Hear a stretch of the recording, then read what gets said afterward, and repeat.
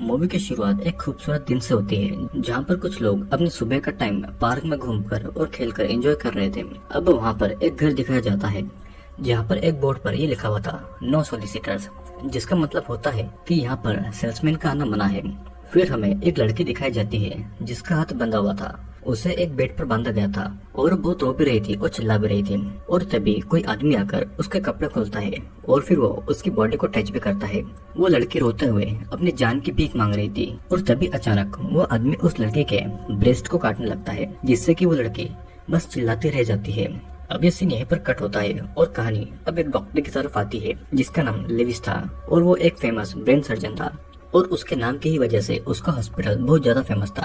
और लुइस भी अपनी कामयाबी से बहुत खुश था।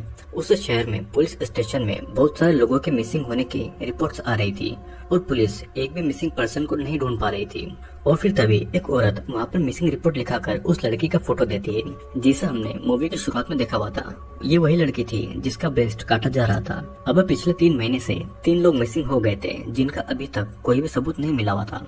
हम एक हॉस्पिटल में ये भी देखते हैं कि 2 हस्बैंड वाइफ रो रहे थे क्योंकि उनके बेटे का एक्सीडेंट हो गया था और जल्दी से उसे एक किडनी की जरूरत थी, जिसके लिए वो कितना भी पैसा हो वो दे सकते थे, लेकिन उनको कोई भी किडनी का डोनर नहीं मिल रहा था। उनकी बेटी को बचाने के लिए सिर्फ 2 हफ्ते बचे हुए थे और तभी उनके पास एक आदमी आकर ये कहता है कि वो उनकी बेटी की मदद कर सकता है। दूसरी तरफ स्कॉट नाम के एक लड़के को एक कॉल आता है जो उसे एक किडनी मांग रहा था, जिसके बदले में उसे बहुत सारा पैसा दिया जाएगा। फिर वो अपनी बहन को ये बात बताता है और उसकी बहन भी ये सुनकर बहुत ज्यादा खुश हो जाती है। उसकी बहन का नाम निकोल था और निकोल अपनी माँ रेचल को भी ये बातें बता देती है। निकोल अपने फादर को कॉल करती है और उसे किडनी के बारे में बोलती है और उसका फादर और कोई नहीं बल्कि वही डॉक्टर लुइस था।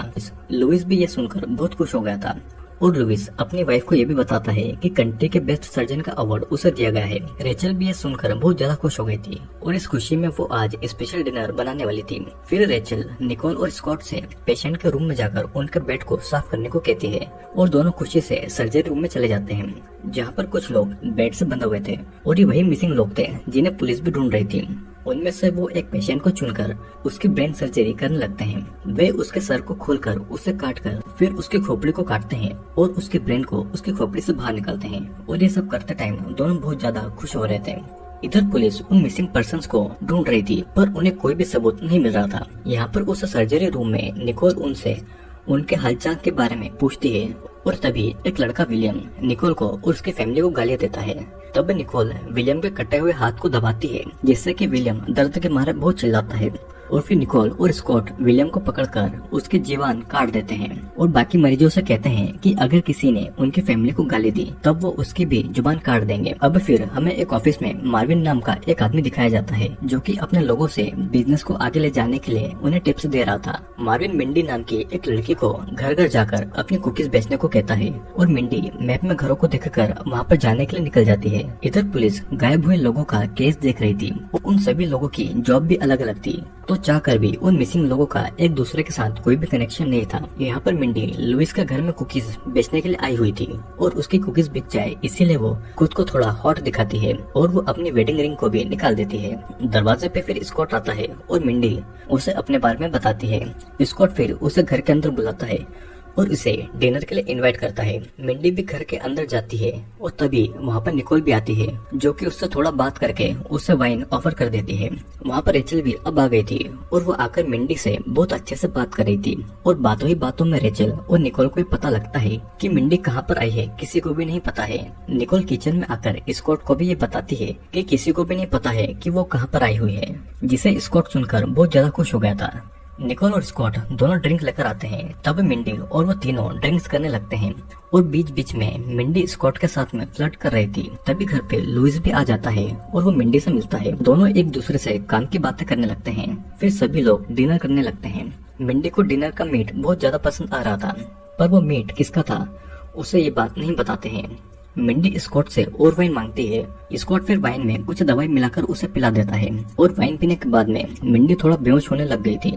मिंडी जब नीचे बैठी हुई थी तब लिविस बताता है कि वो ह्यूमन बॉडी के पार्ट्स का बिजनेस करता है और फिर मिंडी नशे की वजह से बेहोश हो जाती है।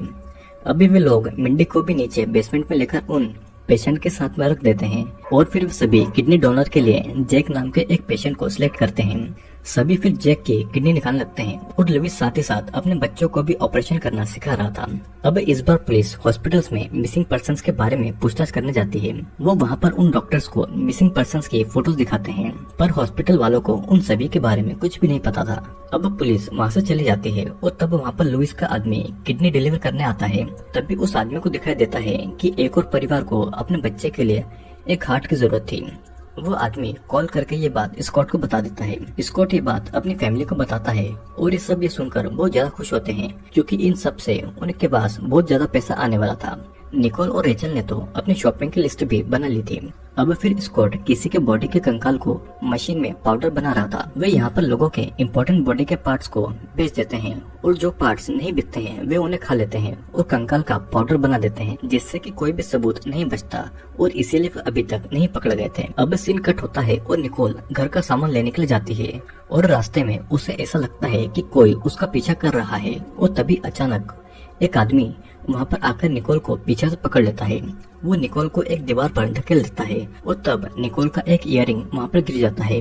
वो आदमी उसका रेप करना चाहता था, पर निकोल खुद उस आदमी को सेड्यूस करने लगती है और वो अपने शर्ट के बटन खोलकर अपने बॉडी के पार्ट्स को उसे दिखाती है। फिर निकोल भी उसकी पैंट खोल के उसे प्लेजर देने लगती है और तभी अचानक निकोल एक चाकू निकालकर उस आदमी का प्राइवेट पार्ट भी काट देती है। वो आदमी दर्द से बहुत चिल्लाता है और फिर निकोल चाकू से उसका गला काटकर उसका प्राइवेट पार्ट कच्चा ही खा जाती है। अब कुछ देर के बाद में पुलिस को भी उस बॉडी के बारे में पता लग गया था और पुलिस भी ये देखकर हैरान थी कि उसका प्राइवेट पार्ट कटा हुआ है और वो कहाँ गया है। अब पुलिस क्राइम सीन को देखने जाती है, तब उन्हें वहाँ पर निकोल की इयररिंग मिल जाती है, तो वो उसे एग्जामिन करने के लिए लैब में भेज देते हैं। इधर बेसमेंट में मिंडी होश में आकर चिल्ला रही थी। वो बहुत डरी हुई थी और उसे कुछ समझ नहीं आ रहा था कि यहाँ पर क्या चल रहा है। तभी वहाँ पे कैद प्रिंसिला नाम की एक औरत ये कहती है कि चिल्लाने से कोई भी फायदा नहीं है, कोई भी तुम्हारी आवाज यहाँ से नहीं सुनेगा और न ही हम यहाँ से कभी भाग पाएंगे। विलियम कहता है कि हम सभी लोग मरने वाले हैं और प्रिंसिला ये पूछती है कि तुम यहाँ पर कुछ बेचने आई थी, जिस पर मिंडी हाँ कहती है। अब जैक उससे पूछता है कि क्या किसी को तुम्हारे बारे में पता है कि तुम कहाँ पर आई हो, और मिंडी कहती है कि इस बारे में किसी को भी नहीं पता है। विलियम आके कहता है कि तब तो हमें कोई भी नहीं बचाने आएगा। मिंडी ये समझ नहीं पाई थी कि लुइस डॉक्टर है और रेचल नर्स, फिर वो लोगों को ऐसे क्यों किडनैप करके रखते हैं और किडनैप हुए लोगों को कोई भी क्यों नहीं ढूंढ रहा था। मिंडी को उनकी बातों से ये पता लगता है कि वे सिर्फ उन्हीं लोगों को किडनैप करते हैं जिनका आगे पीछे कोई न हो, या फिर किसी को भी इस बारे में पता नहीं हो कि वो लास्ट टाइम कहाँ पर गए थे। प्रिंसिला मिंडी से कहती है कि वे लोग हमारे बॉडी के पार्ट्स को बेच देते हैं, कि उससे भी बुरा तो ये है कि वे सभी कैनिबल्स हैं, मतलब कि वे इंसानों को मांस खा जाते हैं। अब मिंडी को भी ये समझ आ गया था कि उस दिन जिस मीट की वो तारीफ कर रही थी वो असल में इंसानी मांस था और वो इंसानी मांस खा रहे थे। अब स्कॉट लुइस को लास्ट मंथ की इनकम दिखाता है, जो कि ह्यूमन बॉडी के पार्ट को बेचकर आए हुए थे, जिसे देखकर सभी बहुत खुश थे। फिर लुइस और रेचल कहीं पर बाहर जाने वाले थे, तो वो रात के खाने के लिए स्कॉट और निकोल को इंसानी मांस रेडी रखने को कहकर वहाँ से चले जाते हैं और दोनों बच्चे रात के खाने के लिए बहुत ज्यादा खुश थे और वे बेसमेंट की तरफ चले जाते हैं। बेसमेंट में मिंडी उनसे झूठ कहती है कि उसके बॉस को पता है कि वो कहाँ पर है और वो उसे बचाने के लिए पुलिस को भेज देगा, लेकिन उनको भी पता था कि मिंडी झूठ बोल रही थी। निकोल स्कॉट से मिंडी को ऑपरेशन रूम में ले जाने के लिए कहता है और ये सुनकर मिंडी बहुत ज्यादा डर गई थी। वो कहती है कि मेरे सारे पैसे तुम रख लो और ये किसी को मैं यहाँ से जाने के बाद में किसी को कुछ भी नहीं बताऊंगी। और तभी स्कॉट कहता है कि हमें हमारी फैमिली का बिजनेस भी तो चलाना है और डॉक्टर की नौकरी में कहाँ पर ज्यादा प्रॉफिट होता है। और निकोल विलियम को चिल्लाते हुए कहती है कि उसकी जीभ को पकाकर खाने में कितना ज्यादा मजा आएगा। फिर ऑपरेशन रूम में मिंडी को एक बेड पे हाथ पैर फैलाकर बांध दिया जाता है। मिंडी स्कॉट से अपनी जान की भीख मांग रही थी और स्कॉट मिंडी के हाथ और पैर पर मॉर्फिन का इंजेक्शन लगा देता है और फिर वो उसके हाथ और पैरों के 2 टुकड़े कर देता है, लेकिन वो चिल्लाती रह जाती है और उसका हाथ एक कुल्हाड़ी से काट दिया जाता है और मिंडी दर्द से वहीं पर बेहोश हो जाती है। अब रात को पूरा परिवार मिंडी के बॉडी के पार्ट्स को मसाला लगाकर बना रहा था और वे सभी रात के खाने के लिए बहुत खुश थे। और आखिरकार एक कैनिबल के लिए सबसे ज्यादा पसंदीदा इंसानी मांस होता है। इधर पुलिस को एक ज्वेलरी की शॉप से ये पता लगता है कि निकोल वो इयररिंग पूरे शहर में बस एक ही है और अब शायद ऐसा हो सकता है कि निकोल पकड़ी जाए। तो अब एक लेडी पुलिस ऑफिसर को ये ध्यान में आता है कि मिसिंग हुए सभी लोग अपनी जॉब के लिए ऑफिस से बाहर काम करने जाते थे, लेकिन अभी तक किसी की भी डेथ बॉडी का एक भी टुकड़ा नहीं मिला था।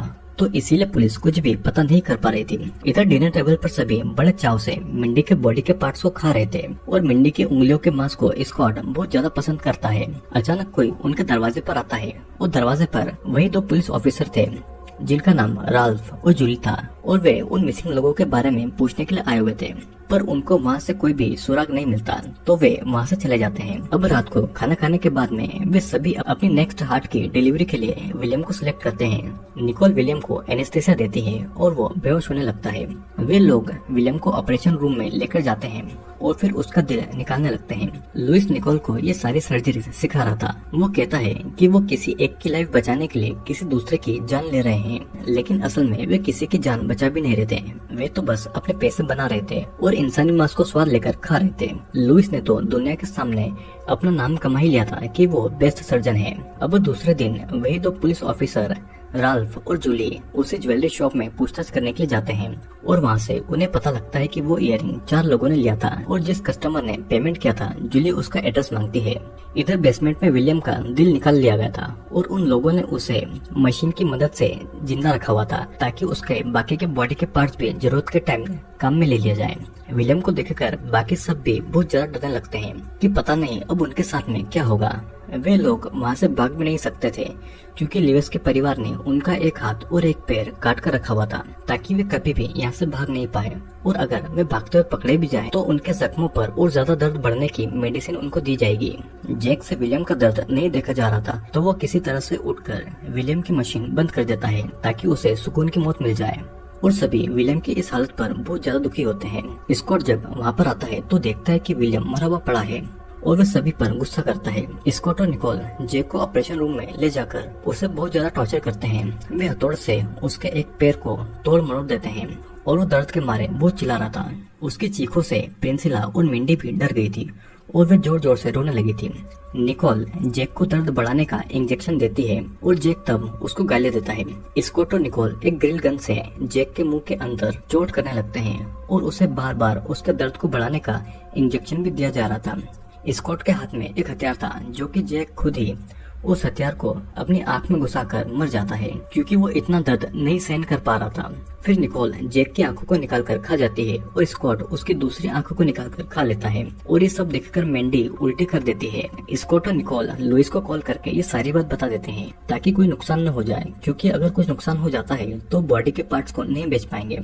लेकिन रेचल के मुताबिक रात को खाने के लिए जैक और विलियम की बॉडी बहुत अच्छी रहेगी। अब घर पे स्कॉट और निकोल बाजी लगा रहे थे कि विलियम का लिवर जैक से अच्छा होगा या नहीं, और स्कॉट विलियम के टुकड़े कर रहा था और निकोल जैक की एक एक करके अंदर से सारे बॉडी के पार्ट्स निकाले जा रही थी। और फिर स्कॉट निकोल को दोनों लीवर को प्याज के साथ पकाने के लिए कहता है। रात को बातें कर रहे थे तभी उनके डोर पर कोई आता है और निकोल देखने जाती है तो वहाँ पर जोंग नाम का एक परफ्यूम बेचने वाला आदमी था।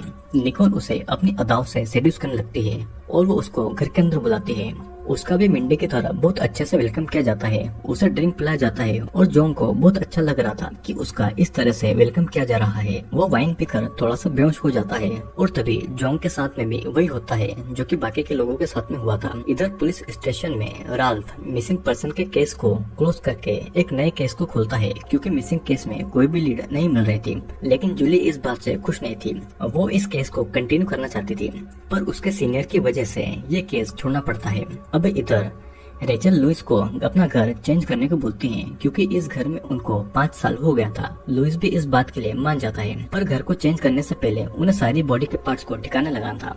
बेसमेंट में स्कॉट किसी लड़की के ब्रेस्ट को ग्राइंड कर रहा था और उसने जोंग का भी एक पैर काट दिया था और उसे पकाने के लिए ले गया था। जोंग कहता है कि उसे ढूंढते हुए लोग जरूर आएंगे और यहाँ पर निकोल कहती है कि हमारे घर के बाहर ये लिखा हुआ है नो सोलिसिटर्स, तो ये देखकर कोई भी तुम्हें यहाँ पर ढूंढने नहीं आएगा। लुइस सभी पेशेंट की हेल्थ चेक करता है और मिंडी उनको छोड़ देने के लिए कहती है। लुइस उन्हें छोड़ता भी कैसे? उसे उनकी बॉडी पर निकोल को सर्जरी जो सिखानी थी उसे उनके बॉडी के पार्ट्स बेचने थे और नाम भी कमाना था जो कि लोगों की जान बचाता है। प्रिंसिला उससे कहती है कि तुम लोगों को ही खा जाते हो। तब निकोल ये कहती है कि हम तुम्हें खा रहे हैं, ना कि जानवर के मांस को खा रहे हैं, और इस तरीके से वे जानवर को भी बचा रहे हैं और नेचर को भी बचा रहे हैं। वे किसी भी बॉडी के पार्ट्स को फेंकते नहीं है, सब किसी न किसी तरीके से यूज करते हैं। अगर हम बुरे हैं तो तुम भी बुरे हो, जो कि नो सोलिसिटर्स का बोर्ड देखकर भी हमें डिस्टर्ब करने आ गए थे, और इसीलिए अब तुम्हें यहाँ पर आने की सजा मिल रही है। उसी रात को लुइस के घर पर एक चोर आता है। वो घर पे चोरियां करने लगता है और फ्रिज से मीट निकाल कर खा जाता है, पर वो उसे अच्छा नहीं लगता है,